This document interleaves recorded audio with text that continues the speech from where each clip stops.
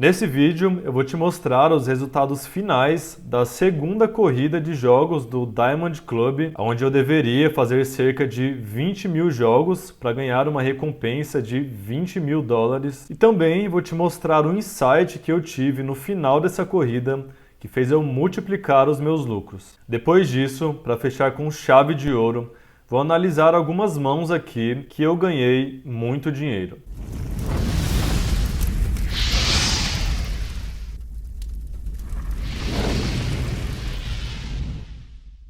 Fala galera, Pokeriano aqui. Para quem ainda não me conhece, eu sou profissional de poker da modalidade Spin and Go.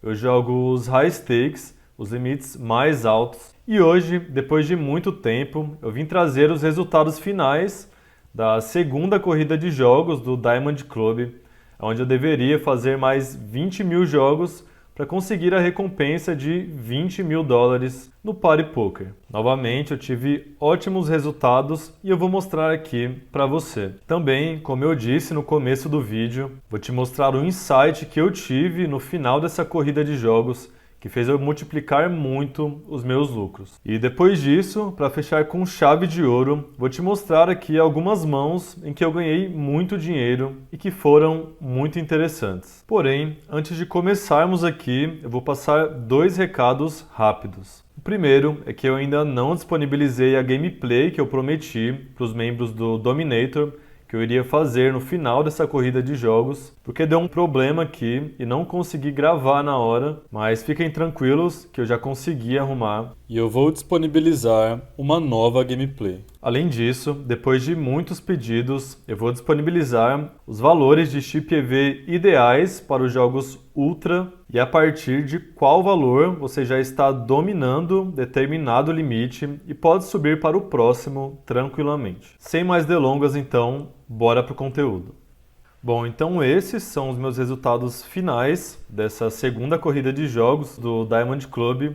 E agora eu vou mostrar para você o quanto que eu ganhei em mais ou menos 40 dias nessa quantidade de jogos, que foram muitos jogos, 24.230 jogos de 100 dólares Ultra e 906 jogos de 50 dólares. Lembrando aqui que eu já estava recebendo um rakeback semanal de 50%, mais 30% de rakeback das leaderboards diárias, visto que em todos os dias praticamente eu fiquei em primeiro lugar, porque eu estava jogando muitos jogos, e mais 20% de rakeback, que foi a recompensa de 20 mil dólares. Temos então que recebemos 100% de rakeback em todos esses jogos. Sendo assim, todas essas fichas aqui por jogo são lucro. Então a gente tem ali 7 fichas para os torneios de 100 dólares. Lembrando que eu jogo por pool de EV, então eu ganho meu dinheiro pela minha qualidade de jogo, pelo meu EV,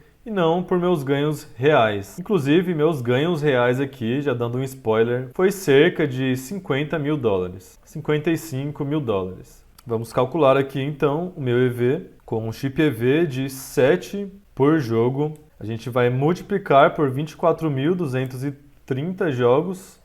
Temos esse valor, dividimos aqui por 300, que é a quantidade de fichas iniciais nos Spin and Go's Ultra. Temos o valor de 565 buy-ins, fazemos isso vezes 100 e temos o meu EV real em todos esses jogos, 56.536 dólares. Então, 56.536 dólares mais o desses jogos aqui de 50 dólares. Vamos calcular 6 vezes 906, dividimos por 300. Vezes 50, que é o buy-in de 50 dólares, mais 906 dólares. Então, temos no final das contas 57.500 dólares aí, mais ou menos, de lucro total nesses 40 dias. Foi um resultado realmente muito bom. Agora, comparando aqui com o resultado do Field em geral, temos um chip EV médio de 3.8, que é metade do nosso chip EV nesses 25 mil jogos praticamente. Isso para os jogos de 100 dólares. Agora, falando sobre o insight que eu tive no final, Como você pode ver aqui, esse era o meu chip EV total. Deixa eu ver aqui se está dando para ver direito. Acredito que sim. Enfim, esse aqui foi o meu chip EV durante esses jogos. Foram realmente muitos jogos. E a gente pode ver aqui que no final eu tive uma alta, uma subida bem grande e de forma bem homogênea aqui. A gente pode ver que não tivemos basicamente nenhuma variação forte no chip EV. Agora, filtrando somente por esses últimos resultados, temos aqui um chip EV de 11 em 5.500 jogos. E como eu disse, isso foi devido a um insight que eu tive. Eu comecei a analisar e apesar de estar jogando certo, eu sabia que tinha alguma coisa ali que eu podia fazer para eu poder ganhar ainda mais dinheiro. Eu fiz algumas pequenas alterações no meu jogo e eu consegui, como você pode ver, ótimos resultados. Agora eu vou compartilhar aqui com você. Se você ainda não baixou o meu PDF gratuito, onde eu te dou ranges, tabelas de mãos extremamente lucrativas para você jogar no pré-flop, já corre lá na descrição do vídeo e já baixa, porque essas tabelas vão realmente mudar o seu jogo da água para o vinho. Bom, para quem me segue aqui desde o começo do canal, sabe que a minha praia sempre foi os spinning goals regulares, em que começamos com 500 fichas. Eu nunca tinha pegado para grindar pesado os spinning goals ultra como eu fiz agora. Bom, quando eu cheguei ali em mais ou menos 75% dessa corrida de jogos, eu me toquei que eu estava jogando com oponentes recreativos extremamente agressivos. Eu não sei te dizer com exatidão agora se todos os jogadores dos spinning goals ultras são, em sua maioria, muito agressivos em todos os limites de buy-in, porque eu só grindei pesado mesmo o limite de $100. Porém, eu acredito que seja assim, porque o perfil de um jogador que procura por lucros ainda mais rápidos, como no Spinning Goal Ultra, é geralmente o de um jogador bem mais agressivo. Isso no geral. É claro que também vai ter os jogadores passivos ali, em qualquer limite, mas a maioria dos jogadores que eu estava jogando recreativos eram muito agressivos. Com isso, depois desse insight, eu comecei a fazer algumas adaptações contra esses jogadores recreativos que me fizeram ganhar muito mais dinheiro. Depois que eu percebi que eu realmente estava obtendo ótimos resultados com essa estratégia, eu percebi que ela lembrava muito uma estratégia antiga do poker chamada de Small Ball. Se você não sabe qual é, eu vou te mostrar aqui rapidamente. E se você está curtindo o vídeo aí, já deixa o seu like, se inscreve no canal, ativa o sininho das notificações, que é para você ser notificado sempre que eu postar um vídeo novo. Voltando aqui, então essa é a estratégia Small Ball no poker. Até onde eu sei, foi criada pelo Dan Harrington. Ele publicou ela em seu livro e ela nos diz o seguinte: o Small Ball no poker envolve jogar uma variedade maior de mãos iniciais de forma mais agressiva, mas apenas usando pequenas apostas e aumentos para evitar que você perca muito dinheiro quando certas jogadas não funcionarem. E bom, é claro que toda essa descrição não se aplica à estratégia que eu mesmo desenvolvi aqui com o meu insight, porém, essa parte aqui em que eu coloquei de vermelho é a que mais se assemelha. Usaremos pequenas apostas e aumentos para evitar perder muito dinheiro quando certas jogadas não funcionarem. E agora eu reformulei essa descrição para se encaixar melhor na minha estratégia contra jogadores muito agressivos em Spinning Goal. Então, manter os pods pequenos e apostar de forma controlada, não se colocando em pods grandes em situações duvidosas, evitando perder muito dinheiro em situações iniciais contra jogadores fracos, aumentando a nossa lucratividade no longo prazo. Então essa é a descrição da estratégia que eu mesmo criei aqui após as minhas reflexões, que me fez começar a ganhar muito mais dinheiro contra os jogadores ali recreativos em geral nos Spinning Goals Ultra. Agora vou te falar aqui algumas das principais adaptações que eu fiz, que você também pode fazer contra os jogadores recreativos para você poder ganhar muito mais dinheiro. obviamente a mais importante. E aqui vale tanto para os jogadores recreativos mais agressivos, como também para os mais ali passivos e normais. Primeiro, o conceito geral. Evitar ao máximo entrar em situações complicadas e duvidosas contra fish. Essa frase é muito ampla e você pode refletir aí para você aplicar no seu jogo de maneira cada vez mais precisa e isso vai aumentar muito mais a sua lucratividade. Agora, sendo um pouco mais específico aqui, a primeira adaptação que eu fiz e que talvez eu já tenha falado aqui no canal, porém eu foquei muito mais e comecei a ganhar muito mais dinheiro. Primeira adaptação: Overfold Continuation Bet versus jogadores recreativos muito agressivos. Em outras palavras, eu joguei de forma extremamente sólida versus apostas no flop de jogadores recreativos muito agressivos, simplesmente porque eles iriam barrelar muito no turn e no river, ou seja, apostar flop, turn e river. Então não tinha sentido eu pagar com uma mão mediana ali no flop, sendo que ele iria apostar novamente no turn e no river e eu ia ter que largar minha mão. Então eu comecei simplesmente overfoldar continuation bet no flop com minhas mãos mais fracas, que eu pagaria certamente contra outro perfil de jogador, e dessa forma economizei minhas fichas para colocar em uma situação muito mais certa, em que eu acertasse uma boa mão. Depois disso, era só esperar o meu oponente apostar ali flop, turn e river e eu conseguir extrair muito valor com a minha mão. Antes de ir aqui para o próximo conceito, eu quero dizer que essas adaptações aqui são um pouco mais avançadas e que você tem que ter muito cuidado, como no caso dessa primeira adaptação, você deve ter informação sólida de que o seu oponente está apostando e barrelando muito frequentemente para você começar a dar overfold, que é foldar mais que o normal, desistir mais que o normal para uma aposta no flop do seu oponente. Você não pode começar a fazer isso com qualquer jogador que você não tenha muita informação, porque você também pode deixar de ganhar dinheiro. Como eu disse, nos spins ultras de $100, eu estava lidando com um field muito agressivo ali, de jogadores recreativos, e essa adaptação aqui, eu tenho certeza que foi crucial. Segunda adaptação aqui, que você também pode fazer quando você tiver uma leitura sólida do seu oponente.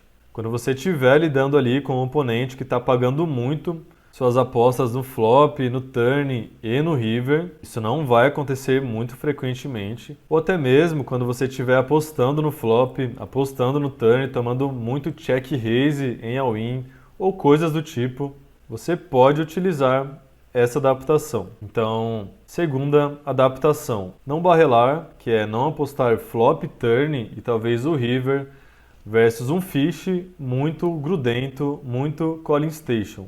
Nesses casos, a gente vai simplesmente fazer uma aposta no flop.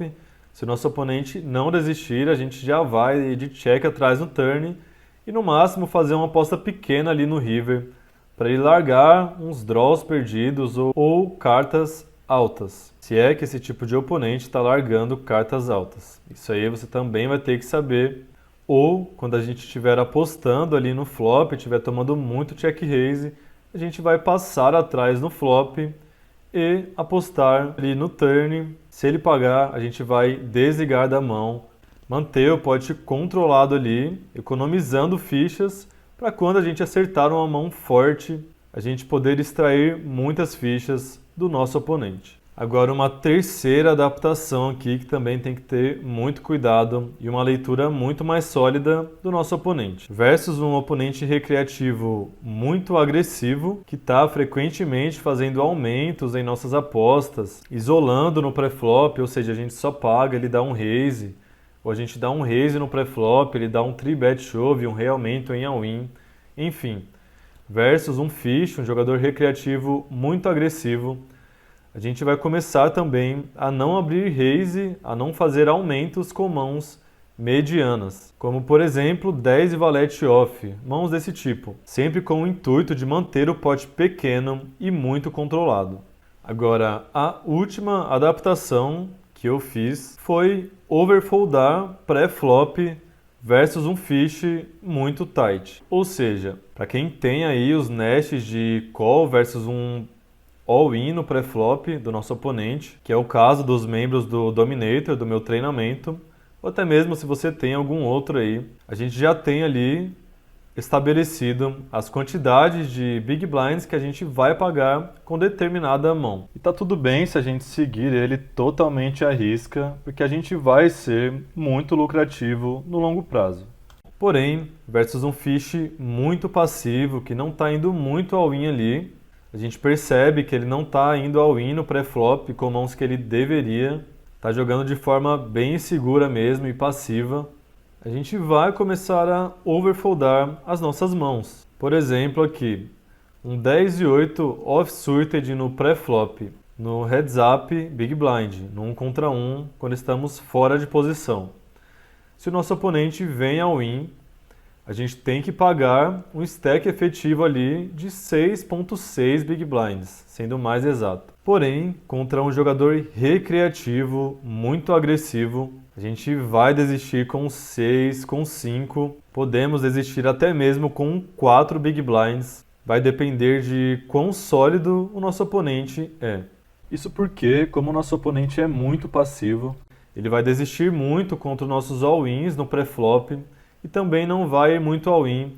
Dessa forma, a gente vai ganhar muito mais fichas em situações mais certas e não duvidosas como essa. Agora, eu realmente pensei aqui em filtrar minhas mãos versus fish e mostrar para vocês esses exemplos na prática. Porém, a Hand History, que é o histórico de mãos que o PariPoker disponibiliza para os jogadores, não mostra as informações dos oponentes.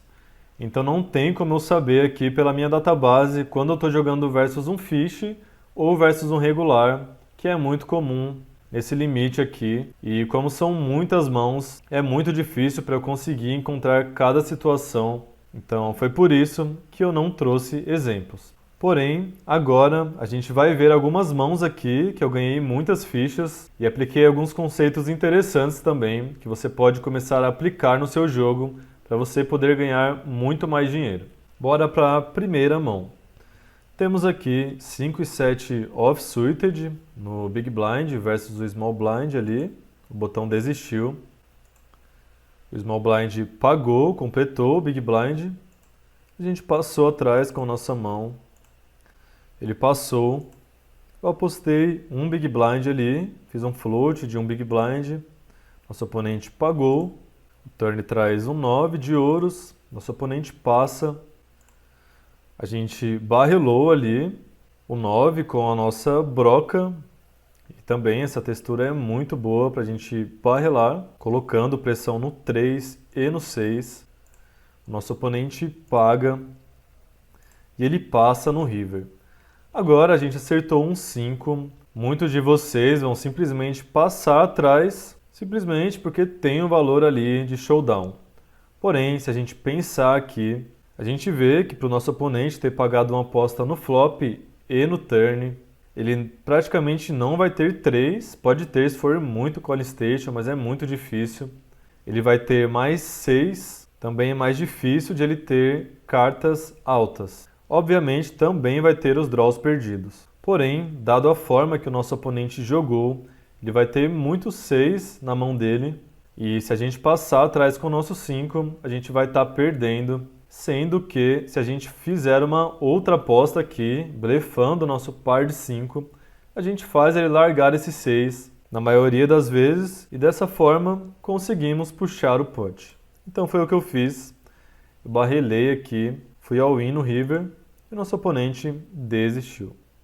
Segunda mão, temos 6 e 7 suited de copas do mesmo naipe no heads up, no 1 contra 1, no Big Blind. Nosso oponente paga, a gente passa, seguimos no flop E aqui eu saí apostando um Big Blind meio pote. E essa é uma das situações que a gente pode donkey betar, que é certo a gente fazer isso, porque a gente acertou uma mão ali muito forte e para o nosso oponente não passar atrás e a gente já começar a inflar esse pote para a gente poder colocar todas as nossas fichas ali até o final, a gente já pode sair apostando aqui. Essa jogada aqui é especificamente mais efetiva contra jogadores mais passivos, que vão passar atrás muito nesse flop, ou contra jogadores regulares dos limites que eu jogo, porque eles não vão apostar muito esse tipo de flop aqui. Enfim, Donkey BT, nosso oponente pagou. No turn, barrelei, meio pot, nosso oponente pagou. No river a gente continua seguido. Esse set aqui faz com que o nosso oponente possa estar empatando com a gente ali também. Obviamente ele também pode estar ganhando com full house, mas é muito difícil. Então eu apostei aqui 1/3 do pote e essa jogada faz bastante sentido, porque o nosso oponente somente pagou uma aposta no flop e outra no turn. Então ele pode ter 5 e 4 na mão dele. Se ele tiver o 6, a gente já está empatando. E se a gente for all-in agora, que o bordo completou 4 cartas de seguida, ele vai desistir muito com o 4 e o 5. Então essa aposta de 1/3 aqui faz bastante sentido para a gente ainda poder extrair fichas do 4 e do 5. Nosso oponente desiste. As e valetes suited no Big Blind, nosso oponente pagou. A gente isolou ali, 2 Big Blinds e meio. Ele deu call. Flop, acertamos um top pair ali de As. Apostamos 1/4 do pote. Ele pagou. Turn traz um 5, um bordo muito seco. E a gente passa. Esse é o tipo de situação que a gente pode continuar apostando ali. Algo entre 1/4 do pote ou simplesmente passar mesmo para poder ir all-in no river. Também dá a chance de nosso oponente tentar fazer um float aqui no turn, já que a gente passou. E a gente pode passar esse turn, porque o SPR está perto de 1, ou seja, temos praticamente a mesma quantidade de fichas que tem no pote. E dessa forma a gente pode slow playar, que é jogar mais para trás ali a nossa mão de valor e ir all-in direto no river. Nosso oponente fez uma aposta bem baixa ali no turn, um float. Provavelmente ele era um regular desse limite. Eu fiz um raise, um aumento de 2 vezes. Isso para tentar induzir mais ao erro ali. Por ele ter feito essa aposta baixa, ele também podia achar que eu estava blefando, em alguns casos. Se eu vou all-in aqui, eu já espanto todo tipo de mão fraca, obviamente. Então ele deu call. E a gente foi all-in no river. Ele deu call com par de 10. 5 e 2 de paus no Big Blind. Nosso oponente pagou. A gente passou. Fizemos 2 pares ali no flop. Ele aposta um Big Blind. Eu só pago. Normalmente eu vou fazer um raise aqui, um aumento. Porém, eu devia ter informação aqui de que ele está barrelando muito. Não sei se era um fish ou um reg, que a gente não consegue ver o nome dele aqui, não temos nenhuma informação. Como eu falei, é o tipo de histórico de mãos que o Party Poker disponibiliza. Mas eu provavelmente tinha essa informação para jogar dessa forma. Turn traz uma terceira espada e um as. A gente passa, ele aposta meio pote. E a gente vai all-in direto ali, 2 vezes o pote. Essa jogada aqui é bem interessante, a gente já ir all-in direto, porque um jogador recreativo dificilmente vai largar aqui, se ele for ali minimamente pagador, um par fraco mais um draw de espada. Então ele deu call e ele mostra rei e 8 e a gente puxa o pote ganhando muito dinheiro. Aqui, rei 7 de paus, a gente abriu um raise no botão, small blind desistiu, big blind pagou. Check no flop, nosso oponente passou no flop.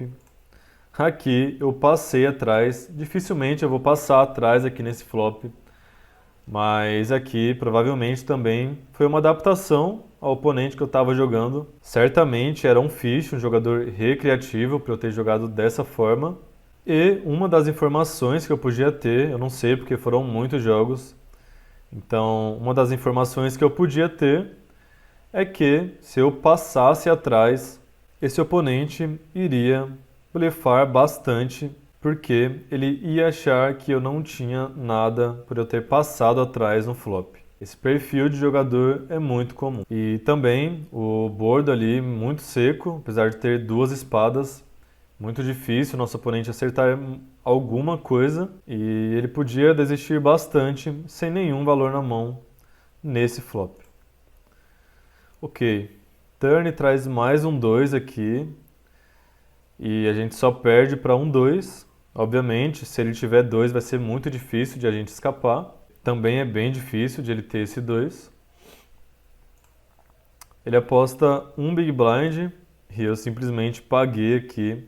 Turn traz um 9 de paus, não mudando nada. Ele aposta 100.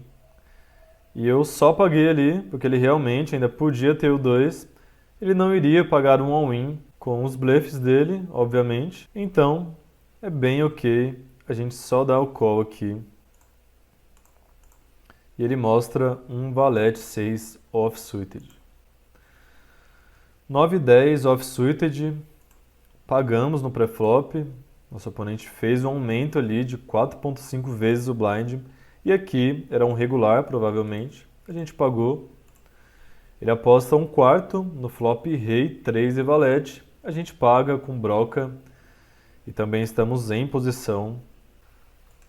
O turn traz um 8 de espadas, o nosso oponente passa e a gente passa atrás. Aqui não faz muito sentido a gente apostar, porque se a gente tomar um check raise all-in, a gente não vai realizar a nossa equidade ali. E também, se o nosso oponente passar mais uma vez no river, a gente pode simplesmente ir all-in, se a gente não tiver acertado a nossa mão, ou acertado também, obviamente.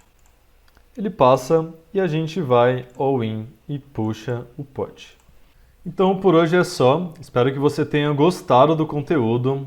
Comenta aí se você gostou e se você tem alguma coisa a comentar ou se você tem alguma coisa a acrescentar. E até o próximo vídeo.